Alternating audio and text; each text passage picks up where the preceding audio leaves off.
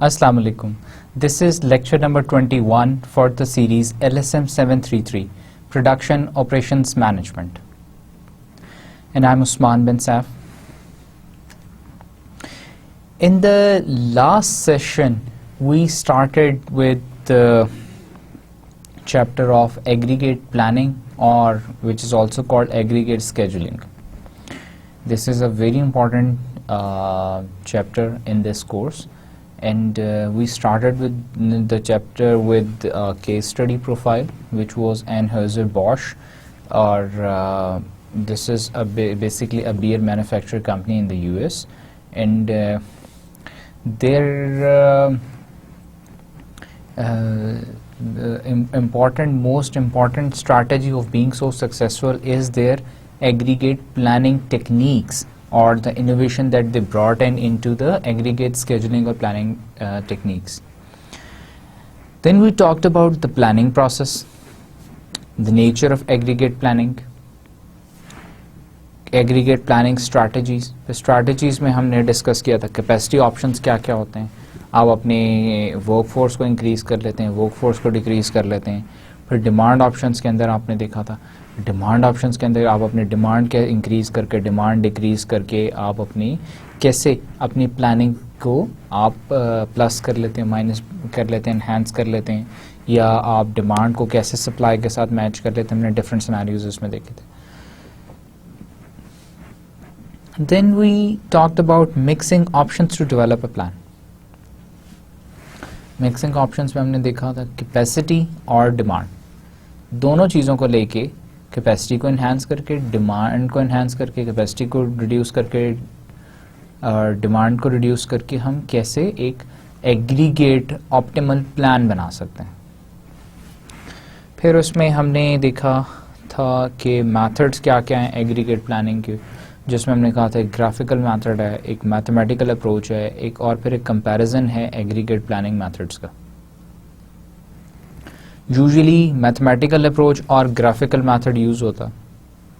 Graphical method को हमने in detail discuss किया था, और आज के लेसन में हम ग्राफिकल मेथड को एक दफ़ा फिर देखेंगे. पहले उसको गो थ्रू करेंगे since this is very important, तो हम उसको एक दफ़ा फिर दोबारा डिस्कस करेंगे. Then we will move on to the rest of the chapter, जिसमें हम मैथमेटिकल अप्रोचेस देखेंगे, हम उनकी बात कंपैरिजन्स की बात करेंगे कि how do they work. And then in this lecture we'll initially talk about the case study of Frito-Lay's. Lay's chips हम खाते हैं. Frito-Lay's की हम एक केस स्टडी देखेंगे. उनके वहाँ पे उन्होंने कैसे एग्रीगेट प्लानिंग को उन्होंने how aggregate planning has become instrumental in the success of Frito-Lay's. Then we'll talk about the methods. Graphical को हम दोबारा से आज देखते हैं, उसको दोबारा से हम इन डिटेल डिस्कस करते हैं. फिर we'll move on to the mathematical approaches. And then we'll talk about aggregate planning or aggregate scheduling in services sector. Restaurants में कैसे होती है, हॉस्पिटल में, small services form, miscellaneous services में, एयरलाइन इंडस्ट्री के अंदर, ये सारी सर्विस इंडस्ट्री फॉर्म्स हैं. तो इनमें कैसे प्लान होता है, स्केजुलिंग कैसे. प्रोडक्शन में तो हमें पता है, डिमांड पता है, हमें कैपेसिटी पता है. इससे पहले हमने प्रोडक्शन डिस्कस की. प्रोडक्शन में तो हमें डिमांड भी पता है, कैपेसिटी भी पता है. डिमांड को बढ़ा लो, कैपेसिटी को कम कर लो. अब सर्विस के सेक्टर में हम कैसे स्केड्यूल करते हैं, हम कैसे एग्रीगेट प्लानिंग बनाते हैं, प्लान्स कैसे बनाते हैं. तो will talk about that. Then will talk about yield management, which is also called revenue management. Yield management या रेवेन्यू मैनेजमेंट को हम डिस्कस करेंगे कि व्हाट इज दैट. उसके हम ग्राफ्स देखेंगे. So let's now start the lecture. Aggregate planning at Frito-Lay. More than 3 dozen brands, 15 brands sell more than 100 million annually. 7 sell over 1 billion. Frito-Lay's. 3 dozen brands, 3 दर्जन इनके different brands हैं Frito-Lay's के. 15 brand cell, जिनकी 15 brands की जो cell है वो $100 million है एक साल की. और 7 of the brand 7 of the brand की जो टोटल सेल है वो $1 बिलियन है एनुअली. क्योंकि यू कैन इमेजिन के फ्रीटो लेज या हम लेज के चिप्स जो खाते हैं कि it is such a huge brand. Planning process covers 3 to 18 months. Planning जो वहाँ पे की जाती है वो 3 महीने से लेकर 18 months तक की बिफोर हैंड प्लानिंग, पहले प्लान स्केड्यूल्स बन जाते हैं. Unique process and specially designed equipment. Unique process उनका है, स्पेशली डिज़ाइंड इक्विपमेंट उनके पास है. High fix cost required, higher volumes and high utilization. हमने लास्ट लेक्चर में भी एक चीज़ डिस्कस की थी कैपेसिटी में. हाई फिक्स्ड कॉस्ट हो हमारी.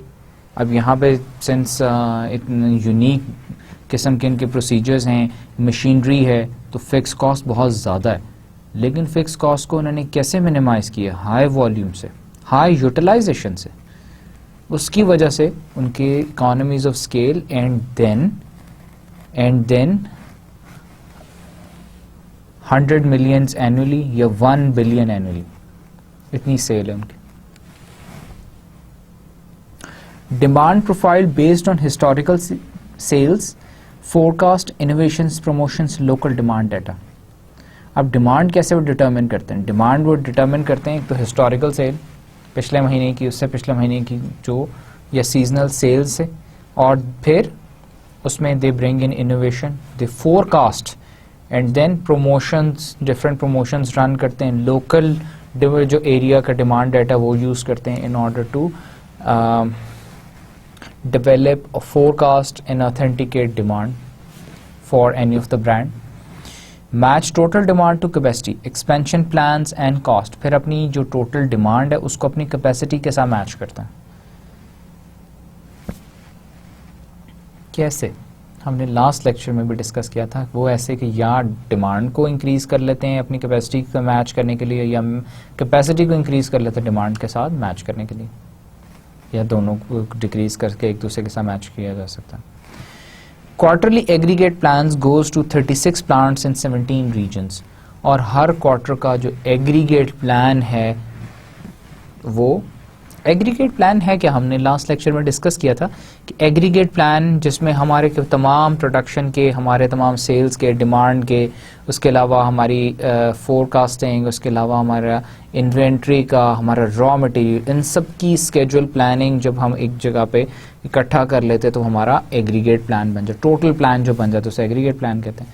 तो हर क्वार्टर का एग्रीगेट प्लान जो है, 36 उनके प्लांट्स हैं, 36 फैक्ट्रीज हैं दुनिया में, 17 रीजन्स में, हर जगह पे उनका एक इकट्ठा प्लान बनता है और तमाम जगहों पे जाता है.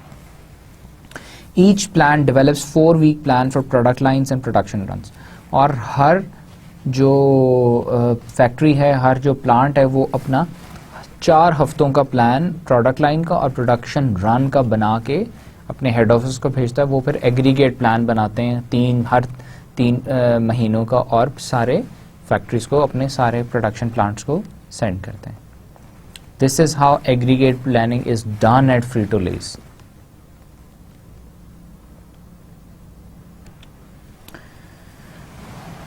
Now coming on to graphical method, हमने लास्ट लेक्चर में भी डिस्कस किया था. I want to, because this is an important one, और मैं दोबारा से कुछ पिछले लेक्चर्स में भी आपने देखा होगा कुछ टॉपिक्स मैंने रिपीट इस वजह से मैं कर रहा हूँ बिकॉज वो इम्पॉर्टेंट हैं. समझने में हो सकता है आपको एक दफ़ा नहीं समझ आई तो दोबारा मैं उसको इसी वजह से एक्सप्लेन कर रहा हूँ कि विद इन अनदर डायमेंशन या विद अदर पॉइंट्स, सो कि आपको उसमें से कोई पॉइंट मिस हो गया तो आप उसको दोबारा से रिकूप कर सकें. ग्राफिकल मेथड्स पॉपुलर टेक्निक है, it's a very popular one, easy to understand and use है.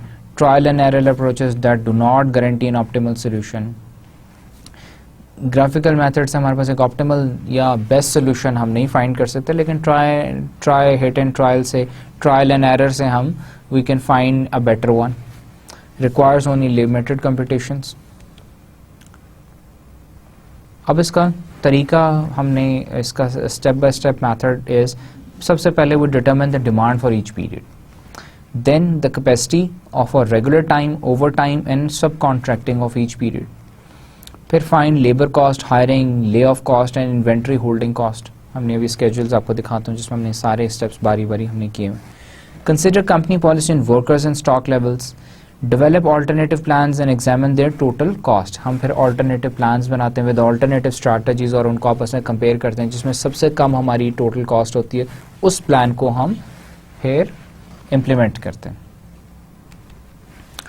Roofing suppliers, इसमें हमने एग्जाम्पल लास्ट उसमें लेक्चर में भी डिस्कस की थी, जिसमें टेबल देखेंगे. इसमें आपको मंथ्स दिए हुए, जनवरी, फरवरी, मार्च, अप्रैल, मई और जून.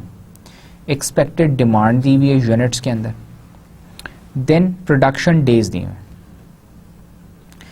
22 डेज जनवरी में प्रोडक्शन होगी, 18 डेज फरवरी में है, मार्च में 21 डेज हैं और टोटल आपके फर्स्ट 6 मंथ्स में 124 डेज प्रोडक्शन है. अब एक्सपेक्टेड डिमांड आप देखें 6200 है, 6200 यूनिट. डिमांड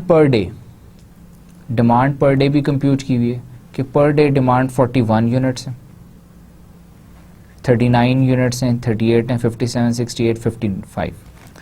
एवरेज रिक्वायरमेंट क्या है? Average requirement total expected demand divided by number of production days. 6200 divided by 124, 50 units per day.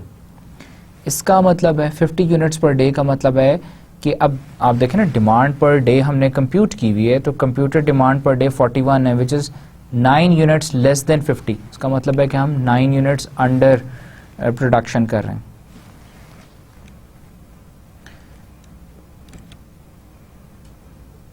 अब अगर हम इसको ग्राफ पे प्लॉट करें, since it's the graphic technique, तो ग्राफ पे हमारे पास फोरकास्ट डिमांड हमने कर ली. फोरकास्ट डिमांड हमारे पास है यूनिट्स वाइज, हमारे पास प्रोडक्शन रेट पर वर्किंग डे के हिसाब से हमने कैलकुलेट किया हुआ.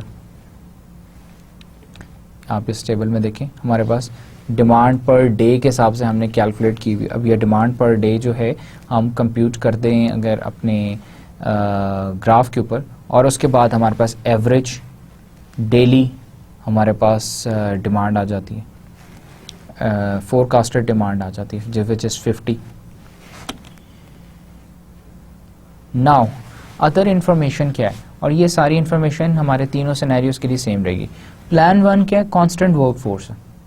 कांस्टेंट वर्कफोर्स का मतलब क्या है कि ना हमारे पास जितने वर्कफोर्स है, अगर हमारे पास 10 वर्कर हैं तो हम 10 ही यूज़ करेंगे, हम कम ज़्यादा नहीं करेंगे, किसी को फायर नहीं करेंगे, किसी को हायर नहीं करेंगे, किसी को ले ऑफ नहीं करेंगे, किसी को हायर नहीं करेंगे. इन्वेंट्री कैरिंग कॉस्ट हमारी 5 पर यूनिट पर मंथ है. सब कॉन्ट्रैक्टिंग कॉस्ट 10 पर यूनिट है. एवरेज पे रेट 5 पर आवर है, $40 पर डे. 8 आवर्स का एक डे होता है, तो $40 पर डे. ओवर टाइम पे रेट 7 पर आवर है और वो 8 घंटे के बाद शुरू होता है. Labour hours to produce a unit 1.6 hours per unit है. हर यूनिट पे 1.6 लेबर आवर्स लगते हैं उसको प्रोड्यूस करने में. और हायरिंग और ट्रेनिंग की कॉस्ट 300 पर यूनिट है और ले ऑफ की कॉस्ट 600 पर यूनिट है. नाउ मंथ्स दिए हुए, अगर हम कंसिडर करते हैं कि G production units per day, production units अगर हमारे 50 पर डे हों तो हमारी फोरकास्ट क्या होगी? 1100 यूनिट्स हम जनवरी में प्रोड्यूस करेंगे. लेकिन एक्चुअली हमने पिछले टेबल में देखा था कि हम जनवरी में 41 यूनिट्स प्रोड्यूस कर रहे हैं. डिमांड फोरकास्ट हमारी 900 की है, तो इसका मतलब है कि हमारी जो मंथली चेंज इन इन्वेंट्री वो 200 प्लस 200 है. उसका मतलब है अब हमने देखें डिमांड फोरकास्ट 900 थी, जनवरी की फोरकास्ट हमने की हुई थी 900. जनवरी में हमने फोरकास्ट किया हुआ था कि जब 900 प्रोड्यूस करेंगे, उसका मतलब है कि 41 यूनिट्स प्रोड्यूस होंगे पर डे. अब हम कहते हैं कि हम पर डे 50 यूनिट्स अगर प्रोड्यूस करें तो 1100 यूनिट प्रोड्यूस हो जाते हैं. उसका मतलब है कि हम 200 यूनिट एक्स्ट्रा प्रोड्यूस कर लेंगे. तो उसका, और हम ये कंसिडर करें कि जितनी हमारी डिमांड है जनवरी की, वो हम डिमांड जनवरी में हम प्रोड्यूस करते हैं और जनवरी में हम सेल कर लेते हैं. तो उसका मतलब ये है कि हमारे पास फिर जो एक्स्ट्रा 200 यूनिट हमने प्रोड्यूस किए वो एंड पे हमारे पास बच जाएंगे.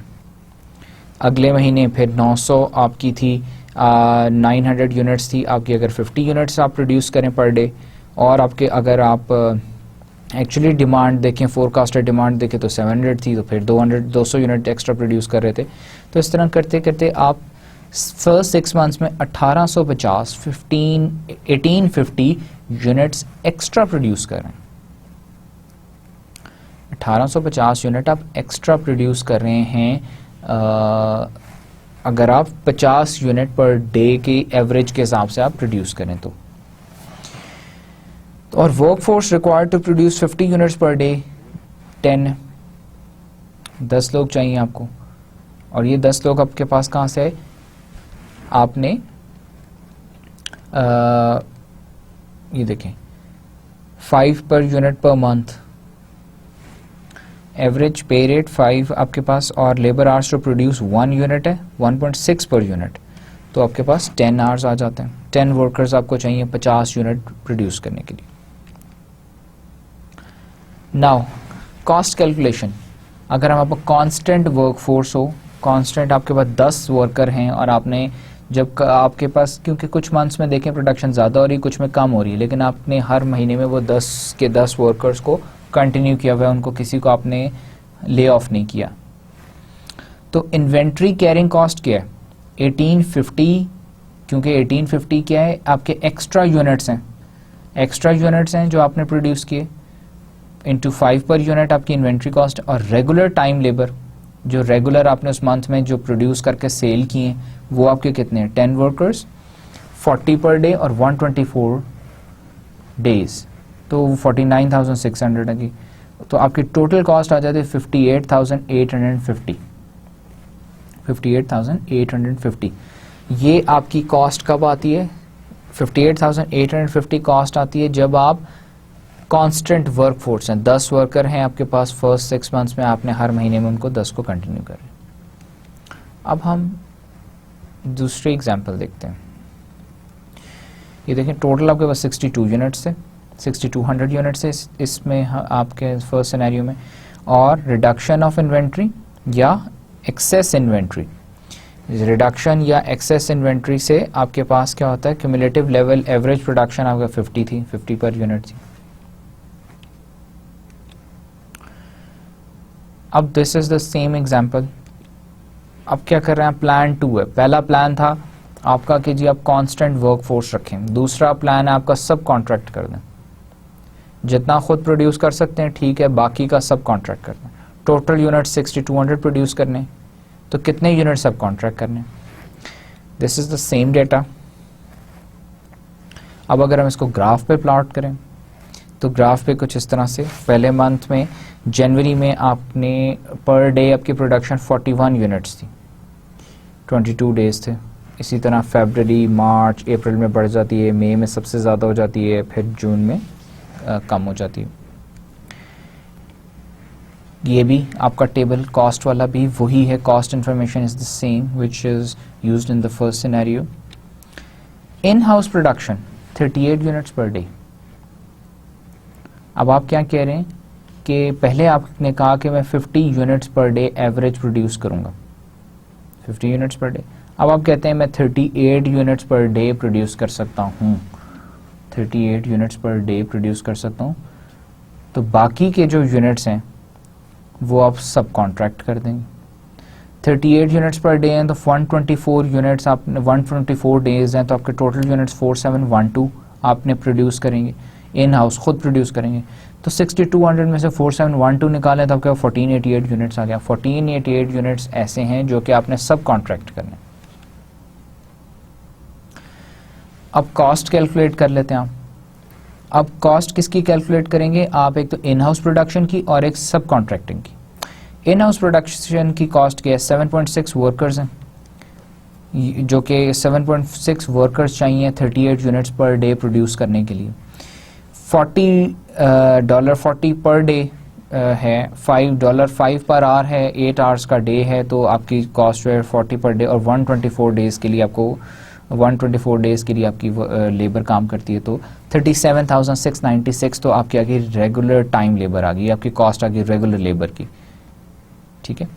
सब कॉन्ट्रैक्टिंग की क्या है? अब सब कॉन्ट्रैक्टिंग के यूनिट्स 1488 यूनिट्स हैं और 10 पर यूनिट आपकी सब कॉन्ट्रैक्टिंग कॉस्ट है, तो आपकी 14,880 आ गई आपकी सब कॉन्ट्रैक्टिंग कॉस्ट आ गई, जो कि मिला के 52,576 टोटल कॉस्ट बन गई। 52,576 टोटल कॉस्ट है किसकी? जब आप सब कॉन्ट्रैक्ट कर दें, कुछ खुद प्रोड्यूस कर लें, कुछ किसी और से प्रोड्यूस करा लें। पहला क्या था, पहला प्लान क्या था कि आप कांस्टेंट वर्कफोर्स रखें और वो प्रोड्यूस करें। फिर दूसरा क्या था कि आप कुछ खुद प्रोड्यूस कर लें, कुछ सब कॉन्ट्रैक्ट कर दें। नाउ तीसरा है hiring and firing. Hiring and firing, अब हायरिंग एंड फायरिंग के अंदर आप क्या करेंगे कि जब आपको जिस मंथ में आपको ज़रूरत हो उस मंथ में आप हायर कर लें, जिस मंथ में आपको ज़रूरत नहीं उसको ले ऑफ कर दें। अब ये आपके डिमांड स्केड्यूल है, ये वही डिमांड शेड्यूल है जो हमने पहले से स्केड्यूल देखा था। कॉस्ट इन्फॉर्मेशन भी ये वही है जो कि हमने पिछली एग्जांपल्स में, एक एग्जांपल को हम कंटिन्यू कर रहे हैं, 3 तरह के प्लान्स उस पर देख रहे हैं। नाउ कैलकुलेशन, मंथ्स दिए हुए जनवरी, फरवरी, मार्च, अप्रैल, मई, जून। पहला कॉलम लेफ्ट साइड से, पहला कॉलम जो आपको मंथ्स दिए हुए, दूसरा कॉलम दिया हुआ है यूनिट्स दिए हुए, फोरकास्ट जो एक्चुअल डिमांड थी, जो एक्चुअल डिमांड थी वो हमारी ये यूनिट्स दिए हुए। अब डेली प्रोडक्शन रेट भी दिया हुआ है, ये भी एक्चुअल डेली प्रोडक्शन रेट दिया हुआ है। अब ये डेली प्रोडक्शन रेट क्या है, पहले जनवरी का डेली रेट था 41 और हमने पहले केस में क्या लिया था कि हम 50 यूनिट्स प्रोड्यूस करेंगे। दूसरे केस में हमने क्या लिया था, पहले जो कांस्टेंट वर्कफोर्स में हमने 50 यूनिट्स लिया था और उसके बाद हमने जो सब कॉन्ट्रैक्टिंग लिया था तो 38 यूनिट्स लिया था। अब क्या ले रहे हैं हम, इसके अंदर देख रहे हैं कि हम 41 यूनिट्स हैं, इसमें हम हायर करेंगे या फायर करेंगे। तो अब अगर हम देखते हैं कि 41 यूनिट्स हों, डिमांड हमारी कितनी है, डिमांड 900, इसके बाद basic production cost, basic production cost का क्या फॉर्मूला है कि demand into 1.6 per hour per unit, 1.6 labour hours लगते हैं हर यूनिट के ऊपर, इंटू कॉस्ट ऑफ लेबर क्या है 5 पर आवर। 900 यूनिट्स हैं, 900 इंटू 1.6 इंटू 5, 7200, 7200 हमारी बेसिक प्रोडक्शन कॉस्ट आ गई। ठीक है, अब हमने फर्स्ट मंथ में 41, अब हमारे पास थे 41 प्रोडक्शन रेट था हमारा। फरवरी में हमारा प्रोडक्शन रेट ड्रॉप कर जाता, प्रोडक्शन रेट ड्रॉप कर जाता, उसका मतलब है कि प्रोडक्शन रेट कितने से ड्रॉप कर रहा है, 2 से। 41 था ना, 41 में से 39 निकालें तो 2 का डिफरेंस आता है। तो उसका मतलब है कि हमारी जो है प्रोडक्शन रेट ड्रॉप करने का मतलब है कि वर्क फोर्स कम हो रही है। वर्क फोर्स कम होने का मतलब है कि हम किसी को ले ऑफ कर रहे हैं, फायर कर रहे हैं, निकाल रहे हैं किसी को। तो जब हम किसी को फायर करेंगे, निकालेंगे, कितने हमने डेली प्रोडक्शन रेट का डिफरेंस है 2 आपने डेली प्रोडक्शन रेट 2 से ड्रॉप हो रहा है और आपका पर यूनिट जो आपका है ले ऑफ कॉस्ट है ऑन प्रोडक्शन रेट इज 600। तो 2 इंटू 600 हमारे पास 1200 आ गई कॉस्ट। तो आपकी क्या है जो टोटल कॉस्ट किस तरह कैलकुलेट करेंगे, फरवरी की टोटल कॉस्ट क्या है, basic production cost, basic production cost plus आपकी जो ले ऑफ कॉस्ट है मिला के 6800। मार्च के मंथ में देखें, मार्च के महीने में आज है, मार्च में 800 यूनिट्स आपके फोरकास्ट थे, डेली प्रोडक्शन रेट 38 था। पिछले महीने फरवरी में 39 था, 39 से 1 यूनिट और डेली का प्रोडक्शन रेट ड्रॉप हो गया है। बेसिक प्रोडक्शन कॉस्ट 6400 थी, $6400 थी। तो उसका मतलब है एक अगर यूनिट प्रोडक्शन रेट का 1 यूनिट और ड्रॉप कर गया तो उसका मतलब है 1 इंटू 600, तो आपकी ले ऑफ कॉस्ट 600 आ गई। तो 6400 plus 600 comes to 7000। Total cost आपकी मार्च के मंथ की 7000 है। अप्रैल में आ जाए, अप्रैल की फोरकास्ट डिमांड कितनी थी, 1200 यूनिट्स थी, डेली प्रोडक्शन रेट इज 57।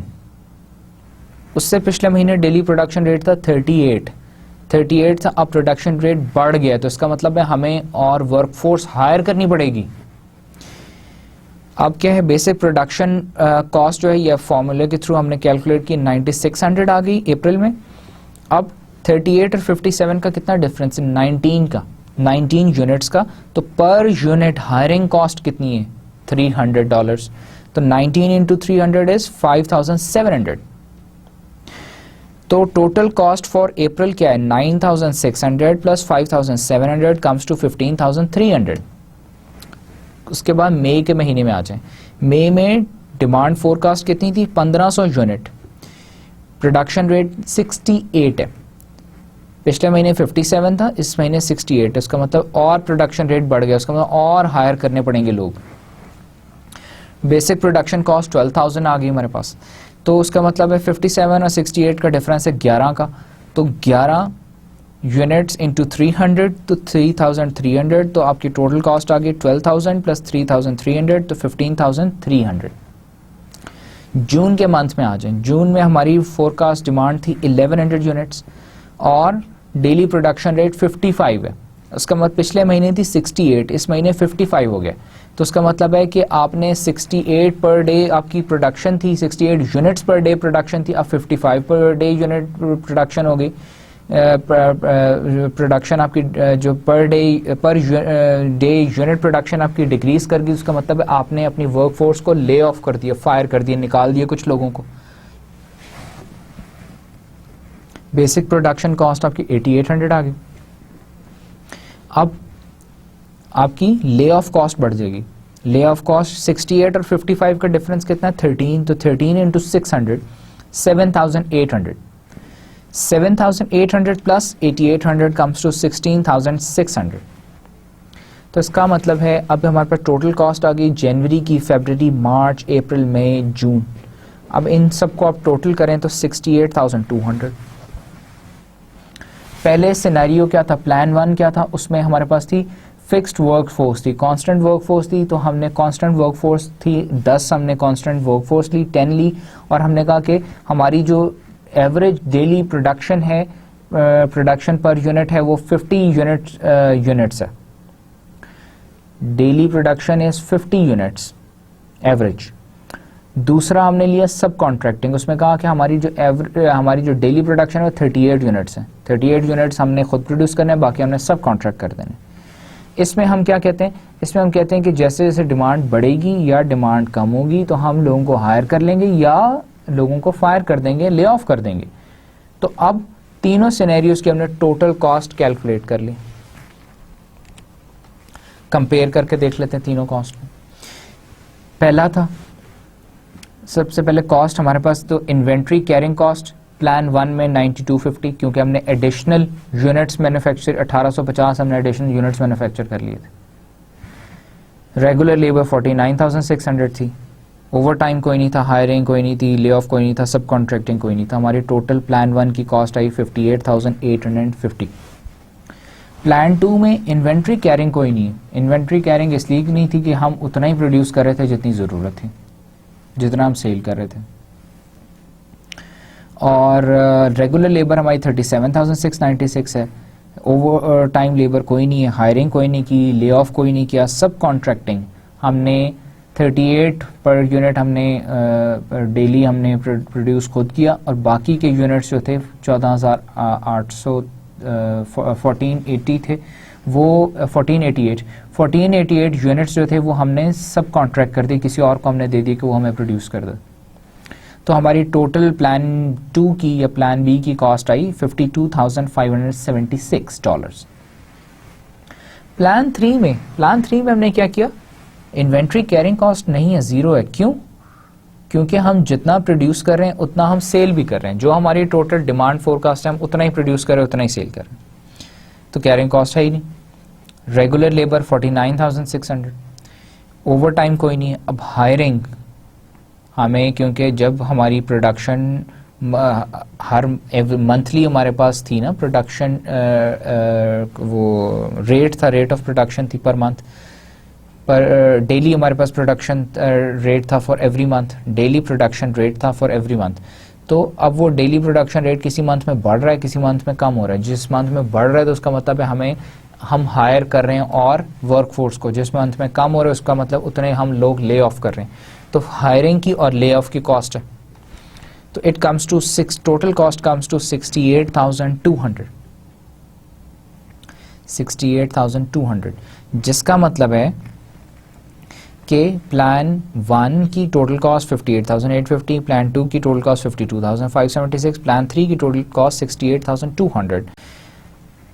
तो इसमें सबसे कम कॉस्ट हमारी प्लान 2 में है। प्लान 2 में सब कॉन्ट्रैक्टिंग में, पहला जो प्लान था उसमें हमने कांस्टेंट वर्कफोर्स, दूसरा प्लान में सब कॉन्ट्रैक्टिंग, तीसरे प्लान में हमने कहा हायरिंग एंड फायरिंग।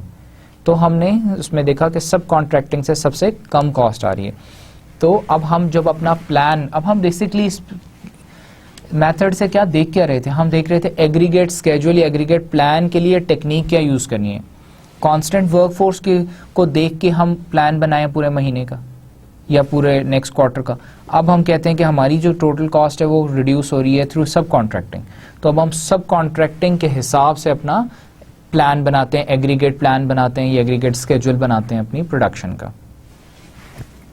या अगर हम कहते हैं कि प्लान 3 वाज मोर ऑप्टिमल, या प्लान 3 की टोटल कॉस्ट अगर कम होती तो हम कहते हैं कि फिर हम हायरिंग एंड फायरिंग के हिसाब से बनाते हैं। हायरिंग एंड फायरिंग के हिसाब से कैसे बनाते हैं कि हमें पहले से हमें पता होता कि इस महीने में हमारी प्रोडक्शन इतनी बढ़नी है तो हमने इतने लोग इस महीने में और हायर कर लेनी, इस महीने के बाद इतने लोगों को ले ऑफ कर देना। ये पूरा हम प्लान कर सकते थे।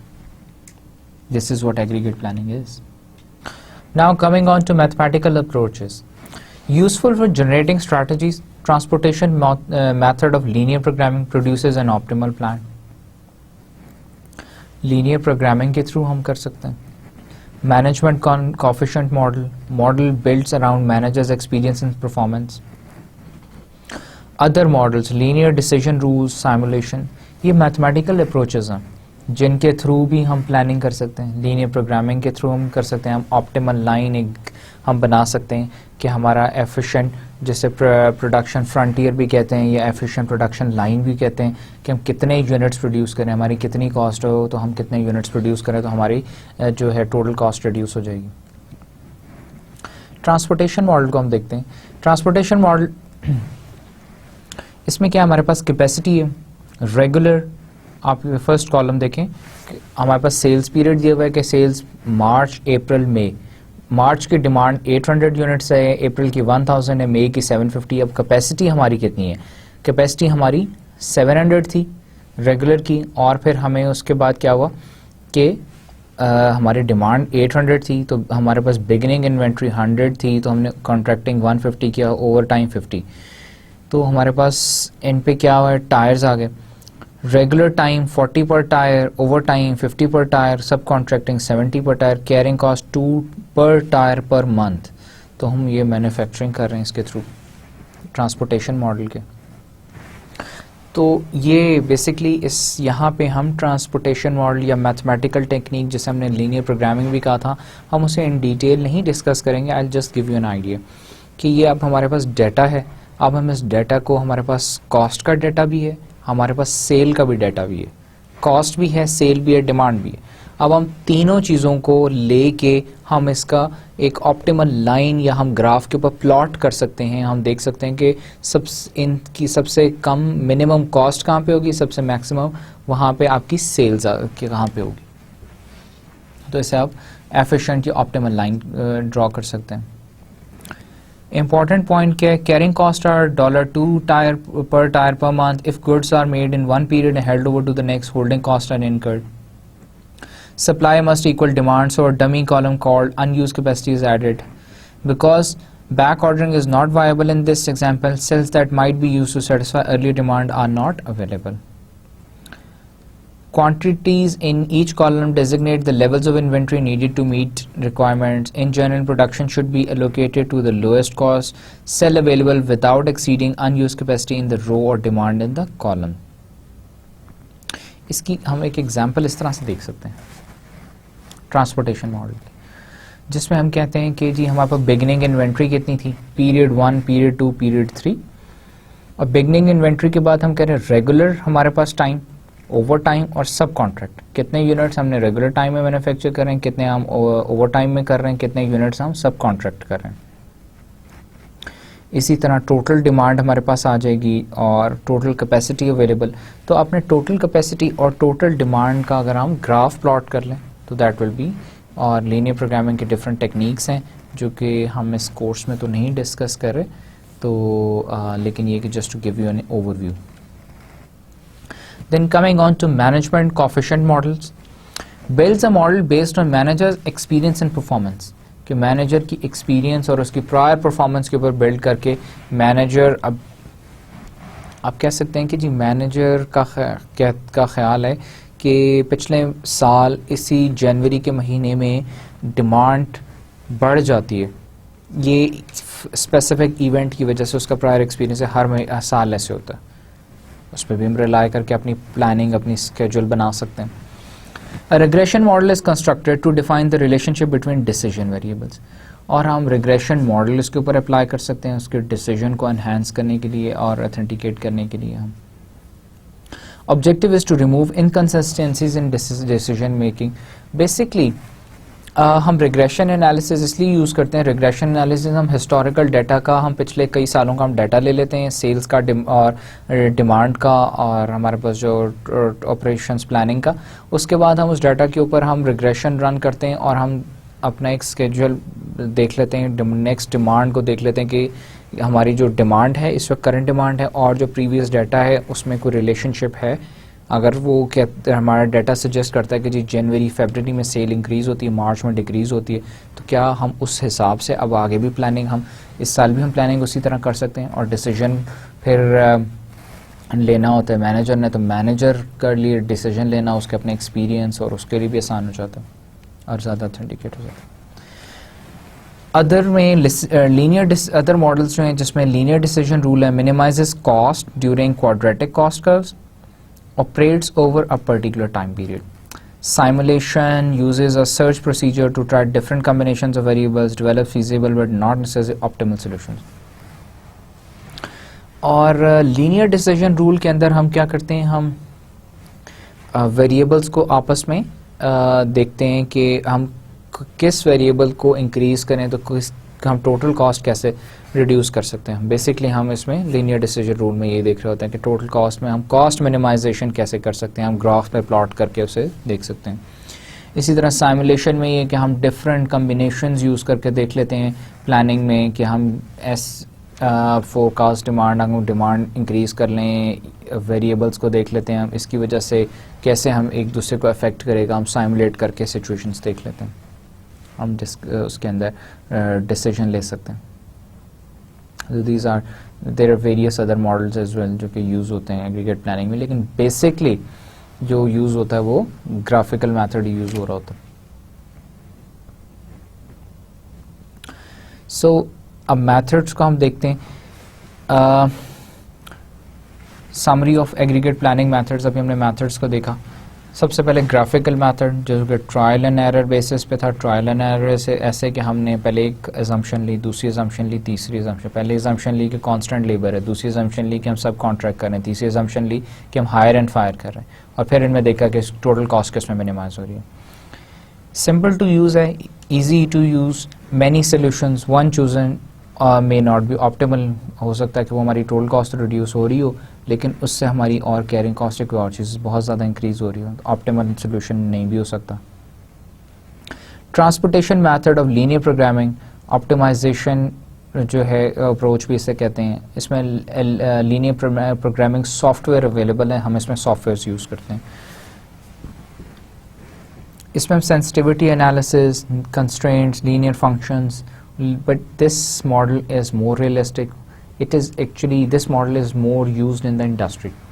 लेकिन सिंस हम इस कोर्स में इस वजह से इन डिटेल हमने इसको नहीं किया क्योंकि linear programming technique is a difficult one जिसके लिए हम सॉफ्टवेयर यूज़ करते हैं और इसके अंदर मैथमेटिकली भी हम इसे सॉल्व कर सकते हैं। जिस हम स्मॉल जब हमारे पास डाटा कम हो तब हम कुछ थोड़े डाटा के लिए हम इसको यूज़ कर सकते हैं, हम ग्राफ्स डिवाइस कर सकते हैं, ऑप्टिमल लाइन ड्रॉ कर सकते हैं। लेकिन जब हमारे पास वास्ट डाटा हो, प्रोडक्शन डाटा हो, हमारे पास वेरिएबल्स ज़्यादा हो, तो फिर हम विदाउट अ सॉफ्टवेयर हम लीनियर प्रोग्रामिंग नहीं कर सकते। Then comes management coefficient models, heuristic हैं, simple, easy to implement, tries to mimic managers decision process, uses regression. ये ऑथेंटिक मॉडल्स नहीं होते हैं मैनेजमेंट कोएफिशिएंट के, हम इसमें डिफरेंट मैनेजमेंट के डायमेंशंस ले सकते हैं, हम डिफरेंट कम्बिनेशंस बना सकते हैं। फिर इसी तरह साइमुलेशन में पैरामीटर्स चेंज कर करके हम देखते हैं कि एक वेरिएबल का दूसरे वेरिएबल पे क्या इफेक्ट होगा। Complex may be difficult to build and for managers to understand. Aggregate planning in services. Controlling the cost of labor is critical. अब सर्विस इंडस्ट्री में हम देखते हैं एग्रीगेट प्लानिंग. आपने प्रोडक्शन में तो देखा कि एग्रीगेट प्लानिंग हम कैसे करते हैं और उसके बाद उसकी इंपॉर्टेंस क्या है, फिर कौन से मेथड्स यूज़ होते हैं, और हमने कहा कि हम बेसिकली ग्राफिकल मेथड ही ज़्यादा यूज़ करते हैं या एक्चुअली इंडस्ट्री में लीनियर प्रोग्रामिंग ज़्यादा यूज़ होती है. अब सर्विसेज इंडस्ट्री में हम देखते हैं controlling the cost of labour is critical. Cost of labour को कंट्रोल करना is a very important critical factor है. Accurate scheduling of labour hours to assure quick response to customer demand. An on call labour resource to cover unexpected demand. अब on call labour भी होती है जिनको क्या होता है, आपने स्टैंड बाय किया होता है कि जैसे अगर हमें ज़रूरत पड़ी तो हम आपको कॉल करेंगे, आप आ जाएं. इसी तरह स्केड्यूल कर लेते हैं आप लेबर आवर्स ताकि आप अपने कस्टमर डिमांड को पूरा कर सकें. Flexibility of individual worker skills. फिर इंडिविजुअली वर्कर स्किल्स जो हैं उनके फ्लेक्सिबल वर्कर स्किल्स हों तो आपके लिए जो है कॉस्ट आपकी और रिड्यूस हो सकती है. Flexibility in rate of output और आवर्स ऑफ वर्क. फिर इसमें फ्लेक्सिबिलिटी भी आ जाती है कि आवर्स आपके जो अब हमने बात की थी रेगुलर टाइम, ओवर टाइम और पार्ट टाइम की, ये सारी चीज़ें आ जाती हैं तो उसमें भी फ्लेक्सिबिलिटी है. 5 सर्विस सिनेरियोज. अब हम सर्विस इंडस्ट्री को कैसे डिफाइन करते हैं, सर्विस सिनेरियोज क्या क्या हो सकते हैं. रेस्टोरेंट इंडस्ट्री में हम सर्विस सिनेरियो क्या होगा, हम वहाँ पे एग्रीगेट प्लानिंग करेंगे. Smoothing the production process, determining the optimal workforce size. Restaurants में हम क्या करते हैं, प्लान करते हैं कि हमारा वर्कफोर्स कितनी होगी. हम पहले से प्लान कर लेते हैं कि इस महीने में इस 10 कुक हैं, 10 में से 3 ने छुट्टी पे जाना है तो उनकी रिप्लेसमेंट में कौन आएगा, वेटर्स कितने होंगे, ये सारी चीज़ें हम पहले से प्लान कर लेते हैं रेस्टोरेंट इंडस्ट्री में. फिर इसी तरह हम प्रोडक्शन प्रोसेस के अंदर भी प्लान कर लेते हैं रेस्टोरेंट प्रोडक्शन में, रॉ मटेरियल में, हर चीज़. Hospitals, responding to patient demand. Hospital के अंदर हम ऑन कॉल का जो है concept, this is very important and vital कि doctors are available on call, extra doctors are available on call so that कि if any emergency comes in तो आप किसी वक्त भी और भी डॉक्टर्स को बुला सकें, रादर देन कि जो वहाँ पे ड्यूटी पे मौजूद हैं अगर वो छुट्टी पे चला जाए तो किसी और को बुलाया जा सके. ड्यूटी डॉक्टर भी मौजूद है लेकिन अगर emergencies more emergencies are coming in तो they can call more doctors. तो लेकिन उसके लिए उनको पहले से प्लान करना पड़ता है कि उनको बताना पड़ता है डॉक्टर्स को कि इस मंथ में आप एवरी वीक के फर्स्ट 2 डेज में आप ऑन कॉल होंगे. अगर ज़रूरत पड़ी तो हम बुला लेंगे, नहीं पड़ेगी तो नहीं बुलाएंगे. अगर आप बुला लेंगे तो हम आपको पे करेंगे. Then national chains of small service firms, planning done at national level and at local level. अब नेशनल चेन्स आप गवर्नमेंट लेवल के ऊपर देख सकते हैं कि आप जितने डिपार्टमेंट्स हैं उन सब की एक टॉप लेवल पे प्लानिंग होती है, फिर वो सारे ट्रिकल डाउन होती है, सब डिपार्टमेंट्स को उनके प्लान दिए जाते हैं. इस मंथ में उन्होंने ये करना है, इस मंथ में उनका ऑडिट होगा, इस मंथ में जो है आपका ये होगा, आप वर्क फोर्स कब हायर कर सकते हैं, कैसे कर सकते हैं, सारी चीज़ें. फिर miscellaneous services, plan human resource requirements, manage demand. तो और भी हम सर्विस इंडस्ट्री में देख सकते हैं कि जहाँ जहाँ पे ह्यूमन रिसोर्स को आपने प्लान करना है या डिमांड को प्लान करना है, आपने मैनेज करना. तो बेसिकली एग्रीगेट प्लानिंग आपकी ये गोइंग थ्रू दी स्लाइड्स का जो इसका मकसद था कि एग्रीगेट जो आपकी प्लानिंग है that has to do with the human resource and the demand. Demand को मैनेज, डिमांड को प्लान करना है और आपने उसके बाद ह्यूमन रिसोर्स को प्लान करना, मैनेज करना. लॉ फॉर्म के हम एग्जांपल एक देख लेते हैं कि कैटेगरी ऑफ लीगल बिजनेस, ये फर्स्ट कॉलम है कि उनके पास जो लीगल बिजनेस है वो क्या है, ट्रायल वर्क है, लीगल रिसर्च है, corporate law, real estate law, criminal law. ये उनके पास कैटेगरीज हैं. इन कैटेगरीज के केसेस इनके पास आते हैं. तो अब लेबर आवर्स कितने रिक्वायर्ड हैं, लेबर आवर्स कितने रिक्वायर्ड हैं उसकी वो फोरकास्ट कर लेते हैं कि बेस्ट का मतलब है कि ट्रायल वर्क 1800 कम से कम घंटे चाहिए, तो 1800 घंटों के लिए उनको कितने लोग चाहिए 1800 घंटों को कवर करने के लिए. तो आप कैपेसिटी कंस्ट्रेंट्स है कि maximum people in demand 3.6, number of qualified personnels कितने 4 हैं उनके पास. तो अब उनको वो कैसे यूटिलाइज करेंगे कि लाइकली है कि वो 1500 हों या वर्स्ट सिचुएशन में 1200 भी हो सकते हैं. लेकिन उन्होंने क्योंकि 4 लोगों को पे करना, अगर वर्स्ट सिचुएशन भी हो 1200 ट्रायल वर्क जो है वो एक्चुअली उन्होंने फोरकास्ट ये किया था कि इस महीने जो ट्रायल के लिए कोर्ट में जाना पड़ेगा वो कम से कम 1800 घंटों के लिए जाना पड़ेगा, लेकिन जाना पड़ा 1200 घंटों के लिए। 600 आवर्स के डेफिशिएंट है, लेकिन वो जो उन्होंने लॉयर्स हायर किए हुए हैं वो तो अगर उन्हें जाना पड़े या ना जाना पड़े तो भी उन्हें पे करना पड़ेगा।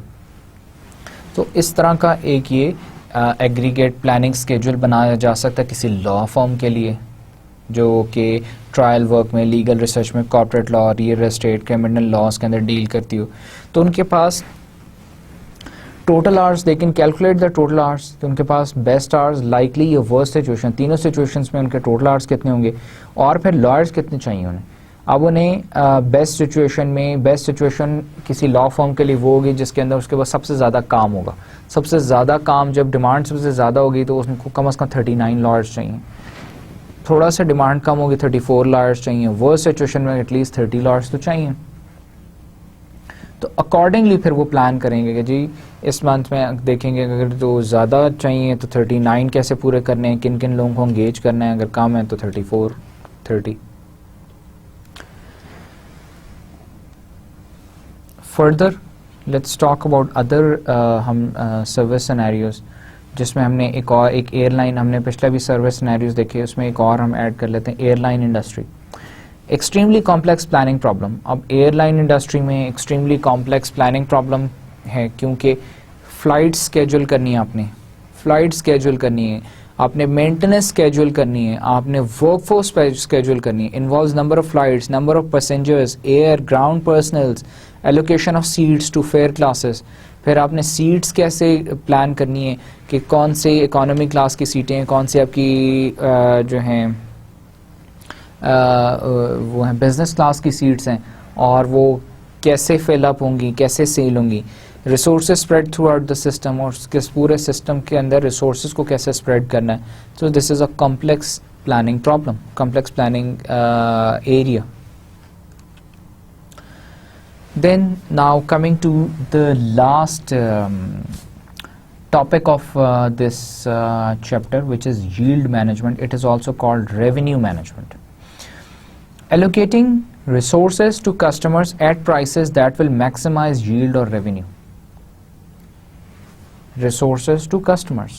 सर्विस इंडस्ट्री की हम बात करें, कस्टमर्स को कैसे सर्व करें। किसी होटल में एक कस्टमर आता है तो उसको आप प्राइस कैसे मैनेज करेंगे कि जो है आप अपना रेवेन्यू मैक्सिमाइज कर सकें। ज़्यादा प्राइस पे आपका फूड की प्राइस ज़्यादा होगी, वो चला जाएगा, वो फूड ऑर्डर नहीं करेगा। कम प्राइस होगी तो आपको लॉस हो रहा है, तो आप कैसे मैक्सिमाइज करेंगे। सर्विस और product can be sold in advance of consumption. Demand fluctuates. Service और product can be sold in advance of consumption, कि आप फास्ट फूड्स में जैसे खाने से पहले आप उससे बिल ले लेते हैं, वो ऑर्डर करता है, आप उससे बिल ले लेते हैं, उसके बाद खाना आप सर्व करते हैं। डिमांड फ्लक्चुएट करती है, कैपेसिटी जो है रिलेटिवली फिक्स्ड होती है, कैपेसिटी बहुत ज़्यादा आप इंक्रीज़ नहीं कर सकते। डिमांड कैन बी सेगमेंटेड, और सेगमेंटेड डिमांड हो सकती है, डिफरेंट क्लासेस हो सकती हैं। Variable cost are low and fix cost are high. Variable cost इस इंडस्ट्री में अगर हम बात करें, सर्विस इंडस्ट्री में वेरिएबल कॉस्ट लो होती है, फिक्स कॉस्ट ज़्यादा होती है। फिक्स कॉस्ट कैसे ज़्यादा होती है? फिक्स कॉस्ट ऐसे ज़्यादा होती है, आपने एक पर्सन को, let's talk about a restaurant के अंदर क्या है, आपने 15 वेटर्स हैं। अब कस्टमर्स ज़्यादा आएंगे तो आप कहेंगे जी हमें वेटर ज़्यादा चाहिए होंगे। अगर कस्टमर नहीं भी आता तो भी वो फिक्स कॉस्ट जो है, 15 वेटर्स तो इंतज़ार में बैठे हैं कस्टमर्स के। सर्विस इंडस्ट्री फिक्स कॉस्ट ज़्यादा है, आपने एज अ वेटर या एज अ कुक हायर तो कर लिया, अब कस्टमर आए या ना आए, अगर तो हम कहें जी कस्टमर आएगा तो हम उनको पे करेंगे, कस्टमर नहीं आएगा तो नहीं पे करेंगे, फिर वेरिएबल। लेकिन सिंस ऐसा नहीं होता, आपको पे तो करना है, अगर आप पे नहीं करेंगे तो आपका वो एम्प्लॉय भाग जाएगा, आपको फिर कल के लिए आपके पास एम्प्लॉय नहीं होगा, कल कस्टमर आएंगे आपके पास एम्प्लॉय नहीं होगा, आपके पास वेटर नहीं होंगे, कुक नहीं होंगे। So it's a fix cost. Let's see an example. हम एक होटल की एग्जांपल लेते हैं, रूम सेल्स और प्राइसेस चार्ज्ड। डिमांड कर्व इसका हम देखते हैं कि जी price charge for a room $150 है, रूम सेल्स हमारे पास 50-100 रूम्स हैं। तो variable cost of room, variable cost of room में क्या चीज़ें हमारे पास आ जाती हैं कि जो रूम ऑक्यूपाई होगा तो हमारी कॉस्ट इनकर होगी, अगर ऑक्यूपाई नहीं होगा तो इनकर नहीं होगी। जैसे कि आप कह सकते हैं कि रूम के अंदर आपको इंटरनेट यूज़ होगा, डाटा आपका यूजेज होगा, या फिर आपके वहाँ पे फ्रिज है रूम में, तो फ्रिज के अंदर अगर आपने बॉटल्स रखी हुई हैं तो बॉटल्स की कॉस्ट, तो वो अगर वो कोई कस्टमर आएगा रहेगा उस कमरे में, वो बॉटल पिएगा, जूसेस पिएगा, तो वो जो है कॉस्ट इनकर होगी, नहीं रहेगा तो नहीं होगी। अब prices charged for the room, money left on the table, passed up contribution. Potential customers exist who are willing to pay more than $15 variable cost of the room. Some customers who paid $50 were actually willing to pay more for the room. Now total contribution क्या है, price of total contribution क्या है, price of the room into 50 rooms. आपके पास क्या कहते हैं 50 कमरे, अगर आप 50 कमरों की आप एग्जांपल ले रहे हैं ना, जो आप कह रहे हैं हमारा मिनिमम वो है, तो -15 इंटू 50 तो 6750, 6750 आपकी टोटल कंट्रीब्यूशन है, किस पे आपका ब्रेक इवन आपका है। नाउ इस सिचुएशन में हो क्या रहा है, इस सिचुएशन में आप देखें हो ये रहा है कि आपकी डिमांड कर्व, डिमांड इतनी है 100 रूम्स की, डिमांड 100 रूम्स की है, लेकिन अब जो ऊपर वाला आप देख रहे हैं ट्रायंगल देख रहे हैं पास्ट अप कंट्रीब्यूशन का, उसका मतलब है पास्ट अप कंट्रीब्यूशन का मतलब है कि आपकी जो वेरिएबल कॉस्ट है वो $15 है। तो कस्टमर्स, ऐसे कस्टमर्स भी, अब ये $15 के साथ आप डॉटेड लाइन ऊपर देखें जो 100 तक जा रही है, तो उसका मतलब टोटल हमारे पास रूम 100 है, 100 रूम है और उनकी वेरिएबल कॉस्ट है, अगर वो कोई वहाँ जाकर रहेगा तो इनकर होगी, नहीं रहेगा तो नहीं इनकर होगी, ठीक है। तो लेकिन ऐसे कस्टमर भी हैं जो $15 से ज़्यादा कॉस्ट बियर कर सकते हैं। इसी तरह आप नीचे वाला ट्रायंगल देखें money left on the table के साथ, कि some customers who paid $150 were actually willing to pay more for the room, कि जिन्होंने $150 पर नाइट उन्होंने अगर रूम लिया तो वो जब रूम छोड़ के गए तो वो एज अ टिप और पैसे भी देंगे। तो इसका मतलब है कि वो अगर 150 से हम 200 पे प्राइस ले जाते तो भी वो 200 का भी रूम ले सकते थे, 200 का रूम भी वो ले सकते थे। इसी तरह हमने वेरिएबल कॉस्ट अगर $15 रखी तो कुछ कस्टमर्स $15 से ज़्यादा भी दे सकते थे, वो $30 भी दे सकते थे। सो यील्ड मैनेजमेंट या रेवेन्यू मैनेजमेंट ये है कि आप प्राइसेस, वेरिएबल कॉस्ट और फिक्स्ड कॉस्ट ऐसी फिक्स करें जो कि जिस पे आपको लॉस भी ना हो रहा हो और आपकी सेल भी हो रही हो। लॉस ना हो होने का मतलब ये नहीं कि एक्चुअली आप लॉस इनकर करें, लॉस ना होने का मतलब ये है कि आप वहाँ पे क्या कहते हैं प्रॉफिट इनकर कर रहे हैं, लेकिन आप प्रॉफिट और ज़्यादा इनकर कर सकते थे। सो आपने एक ऑप्टिमल ट्रेड ऑफ है, विन विन सिचुएशन है कि आपने रूम, अगर बहुत ज़्यादा रूम की प्राइस रख देंगे तो कोई कस्टमर आएगा नहीं रहने, अगर बहुत कम रख देंगे तो आप लॉस करेंगे। तो आपने एक ऐसी प्राइस सेट करनी है जिसके अंदर आपको भी प्रॉफिट हो रहा हो और ठीक प्रॉफिट हो रहा हो और रूम की डिमांड भी हो, with in the demand curve रह के आपने अपनी प्राइस सेट करनी है।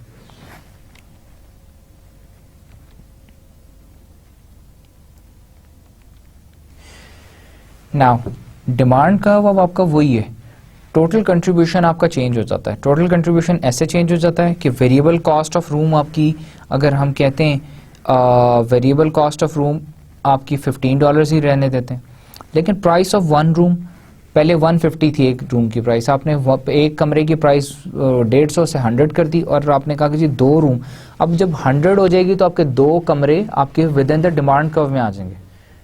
देखिए डिमांड बढ़ गई ना, डिमांड कैसे बढ़ गई, आपने पहले के कमरे की प्राइस $100 रखी हुई थी, अब प्राइस $150 रखी हुई थी, अब प्राइस 100 हो जाएगी तो people will prefer to come. $100 के ऊपर वो $50 अब कम कर देते हैं, वो कम, वो अब उसकी जगह वो $150 जिसने खरीदना था वो $50 और दे के 2 कमरे ले सकता है। तो उसकी वजह से आपकी टोटल कंट्रीब्यूशन जो थी वो भी इंक्रीज कर गई।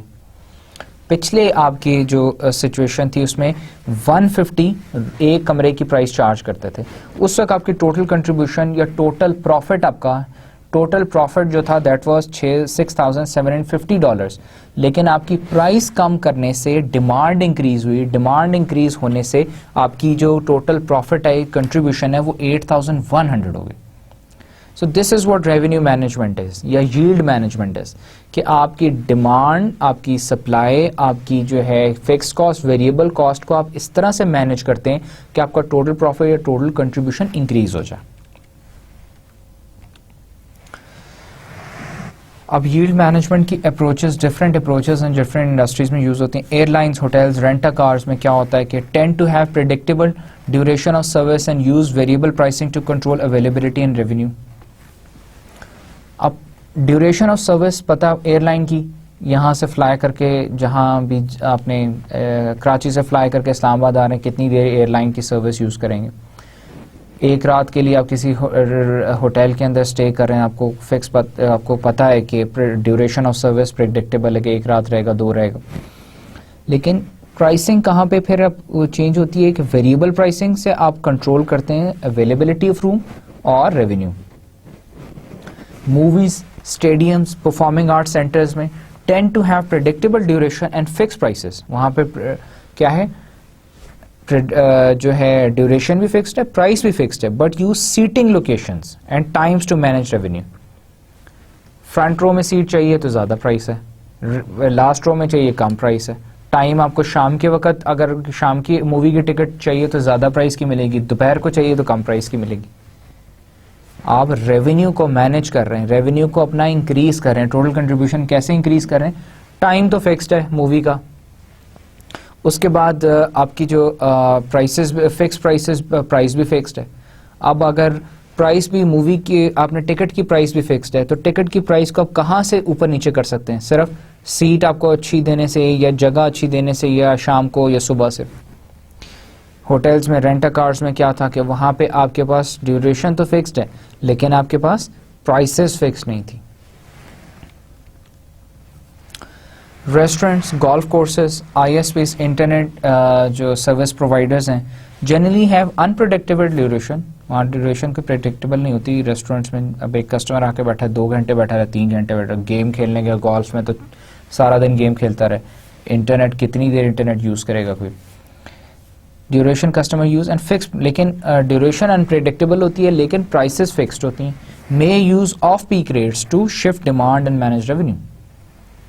फिर आप क्या करते हैं, ऑफ पीक रेट्स. रेस्टोरेंट में भी आप जाते हैं पीक टाइम के ऊपर, वहाँ पे टेबल या सर्विस चार्जेस ज़्यादा होते हैं, ऑफ पीक टाइम्स में सर्विस चार्जेस कम होते हैं. इसी तरह इंटरनेट प्रोवाइडर्स भी इसी तरह करते हैं कि रात को 12 बजे के बाद आपके इंटरनेट जो है उसकी प्राइस कम कर देते हैं और उससे दिन में आपके ये शाम को 6 से 12 तक आपकी प्राइस ज़्यादा होती है. Health care business tend to have unpredictable duration of service and variable pricing, offer attempt to control duration of service. Duration of service को भी कंट्रोल करने की कोशिश करते हैं, ज़्यादा देर एडमिट रख के, कम देर एडमिट रख के अपना रेवेन्यू इंक्रीज करने की, लेकिन वेरिएबल प्राइसिंग के through. It is like the restaurant, it is like the hotel industry.